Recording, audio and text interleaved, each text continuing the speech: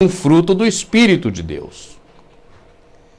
E, na verdade, ela tinha arrumado um filho fora do casamento, isso é lógico. Do casamento com o filho, marido. Mas fora desse casamento, porque além de marido e filho, ainda era chifrudo. Essa é a realidade. Resumindo, essa Samiramis não valia nada. Essa mulher terrível, que hoje é homenageada por todo mundo, ela é a mãe das prostitutas, porque foi ela quem, junto com o filho, o marido, fundou a Babilônia. E a Bíblia chama a Babilônia de a mãe das prostitutas. Essa mulher, que é muito homenageada hoje, após a morte do marido e grávida agora, esperando uma criança, dizia que seu filho era o filho de Deus. Colocou nele o nome de Tamuz. A Bíblia fala em Tamuz quando cita uma passagem em que as pessoas no templo, de costas para Jerusalém, adoravam a Tamuz. Esse Tamuz, que ficou sendo o menino Deus, vindo diretamente de Deus, de uma relação entre a mulher e Deus, uma suposta relação, ele nasceu exatamente no dia 25 de dezembro. Tamuz, filho do Deus Sol, portanto, se filho de Deus, também Deus Sol. Depois que Samiramis deu à luz ao filho chamado Tamuz, ela informou a todo mundo e começou a dizer que esse garoto era então o próprio Nimrod, o próprio Deus Sol, agora reencarnado.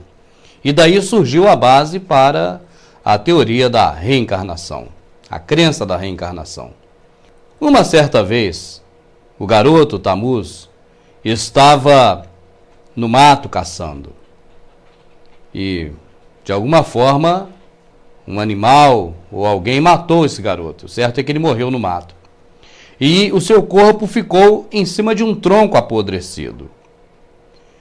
A sua mãe, Samiramis, para não dizer que o filho havia morrido como qualquer outro mortal, já que ele era Deus, espalhou a notícia de que o filho tinha voltado para o céu, que era o seu lugar, para o sol, já que ele era o próprio Nimrod, o Deus Sol.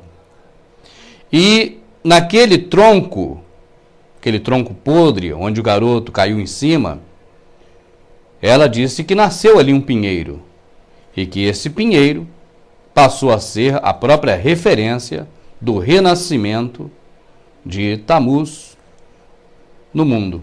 E a toda data de aniversário de Tamuz, 25 de dezembro, era comum pegar um pinheiro e levar para dentro de suas casas e enfeitar esse pinheiro todo como o símbolo do renascimento de Tamuz. Uma prática que hoje se traduz pela árvore de Natal. A Bíblia em Jeremias fala sobre isso.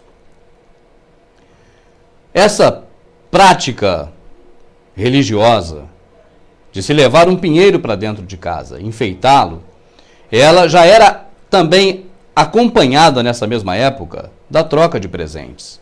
Porque as mulheres, as sacerdotisas e amigas de Semiramis, diz a história, que elas jejuaram e choraram 40 dias e 40 noites aos pés daquele pinheiro. E no final desse período, elas agradeciam umas às outras, fazendo trocas de presentes que eram depositados nos pés desse pinheiro. Daí também surge o hábito de se trocar presentes no Natal. Seguindo em frente, a própria Samiramis começou a criar o hábito do confessionário. As pessoas deviam se confessar a ela e suas sacerdotisas para ter os seus erros perdoados.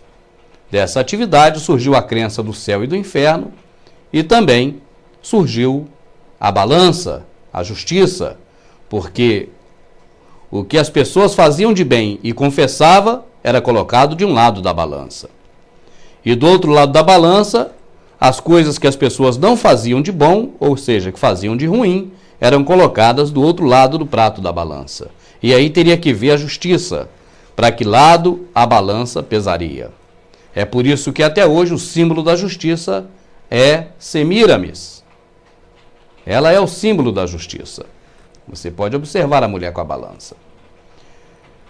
Da crença e das organizações de Samiramis, surgiram todos os fundamentos para tudo que se diz respeito à religião, ainda nos dias de hoje.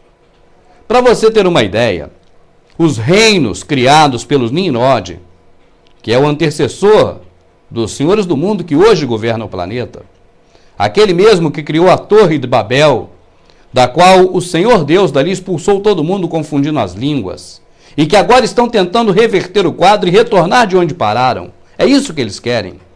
Eles querem voltar ao ponto em que foram interrompidos. Porque Nimrod trabalhava já naquela época para um governo mundial, para um sistema globalizado. Ele unia todos em um só povo, uma só voz, uma só língua. E Deus chegou lá e espalhou todo mundo. Deus interrompeu esse processo. Deus tirou o rio do curso, interrompendo. E agora eles tentam voltar novamente a uma única religião, a uma única voz, um único idioma, um único Deus, um único governo. É para retornar exatamente ao ponto em que seu antecessor foi interrompido, Nimrod. E após o reino da Babilônia ser, então, desfeito, foram criados outros reinos, porque eles próprios destruíam os reinos aos quais eles conquistavam e tinham que conquistar novos reinos. Porque hoje eles pretendem dizimar a população? Porque não tem mais reino para ser conquistado. O Novo Mundo, as nossas Américas, essa região aqui, foi, na verdade, a última instância a ser conquistada por eles. Não há mais lugar nenhum no planeta para se conquistar. E eles não conseguiram sair do planeta. Nem na Lua conseguiram chegar. Não há o que conquistar mais. Então agora não tem outro jeito, a não ser dizimar todo mundo para recomeçar. Mas após a queda da Babilônia, quando o Império Persa começou a emergir, os deuses, esses mesmos deuses, Nimrod, o Deus Sol, Tamuz, o filho do Deus Sol, Semíramis, a mãe do céu, a rainha do céu, ou seja, essas mesmas divindades, elas passaram a fazer parte agora da cultura da Pérsia, com outros nomes. Agora a Pérsia também cai esse império e começa a surgir um novo império através de um jovem chamado Alexandre o Grande. E agora começa-se o império da Grécia a crescer. Esses deuses são levados agora para a Grécia e lá adquirem outros nomes. Nimrod passa a ser Zeus e assim por diante. Após a queda da Grécia, é a vez do Egito. E aí, esses deuses do Egito, eles são agora somados aos deuses persas, aos deuses babilônicos, aos deuses da Grécia, que são todos os mesmos, só que com outros nomes. Depois disso, chega o Império Romano. E no Império Romano acontece o mesmo fenômeno.